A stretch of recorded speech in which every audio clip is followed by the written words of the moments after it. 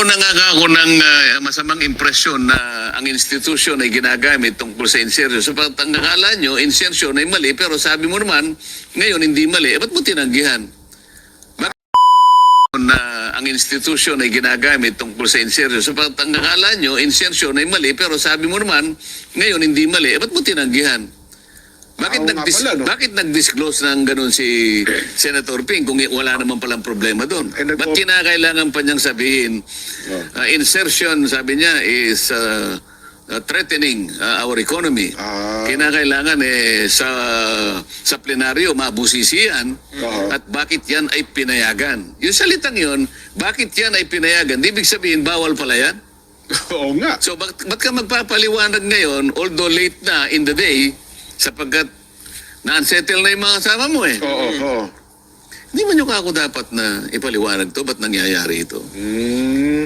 Kasi ang offer kay Tito Sen, di ba Sen? 500 Oh, yung kapwa ninyo ako aksyon, kayong dalawa, you are sending a mixed message to our people.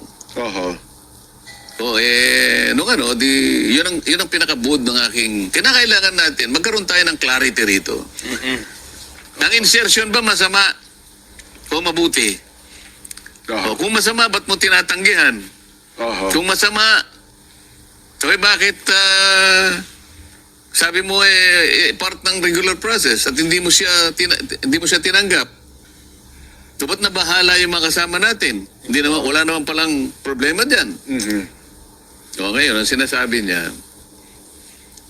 bago natin i-refer yung privilege speech ni Senator Marcoleta, ay gusto ko munang magpaliwanag doon sa kanyang mga pinagsasabi.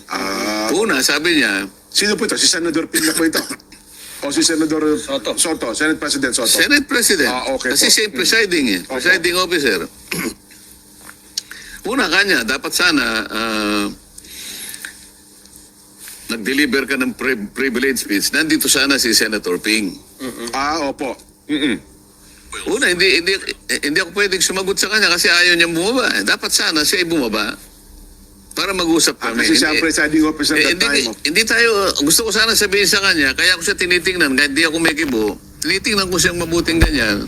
Sinesend ko yung message sa kanya. Opo. Mr. President, kung gusto mong sagutin ako, ang parliamentary practice po, kailangan po kayo ay tawagin nyo si JB. Sa podium. Tawagin nyo po yung majority leader, magpalit muna kayo. Kayo pong bumaba rito para mag-usap. Para kayo pong sasagot. Sasagutin ko po kayo. Yun ang reglamento pala. Okay. Alam niya yun di ba? Opo. Nagtagal naman siya doon. Siya nga rin po pinakamatanda. Kasi ako, ginagalang ko lahat ang natin, ang procedure. Kaya hindi ako sumagot sa kanya, kasi nakaharap siya Presiding. Siya presiding. Ayoko sumagot sa kanya because he's the presiding officer. Yes. Kaya ako siya tinitingnan, hindi ako sumasagot. Iniintay ko na maunawaan niya na kinakailangan bumaba siya para siya sumagot. Okay. So, pero ituloy natin yung sinabi niya, kinakailangan nga niya, nandito si Senador Ping nung nag-privilege speech ka. Kung halimbawa kaya bumaba siya, ito yung sasagot ko sa kanya. Okay. Your Honor, hindi ko po tungkulin. Wala po akong obligasyon na sabihan ko kayong lahat na ako'y magpi-privilege speech. Kailangan po nandito kayong lahat. Huwag kayong aalis magbi-privilege speech ako. Wala pong ganun. Walang ganun. Hindi Tama. mo pwedeng pigilan. Wala po akong karapatan. Wala akong karapatan. Pangalawa, wala po akong obligasyon na sabihan kayo. Nasa inyo po yun kasi nakalagay naman po sa agenda na magpi-privilege speech ako. Ang ibig sabihin yan, ayaw po niya akong pakinggan kaya siya umalis, di ba? Tama. Yung sana sasabihin ko sa kanya, kaya lang hindi ko na nasabi kasi nga, nandun siya sa taas Di ba? Pero kung bumaba siya, yung kagad na sasabihin ko. Okay. Pangalawa, hindi po niyo ako kasi pinagbigyan na ako na munang mauna.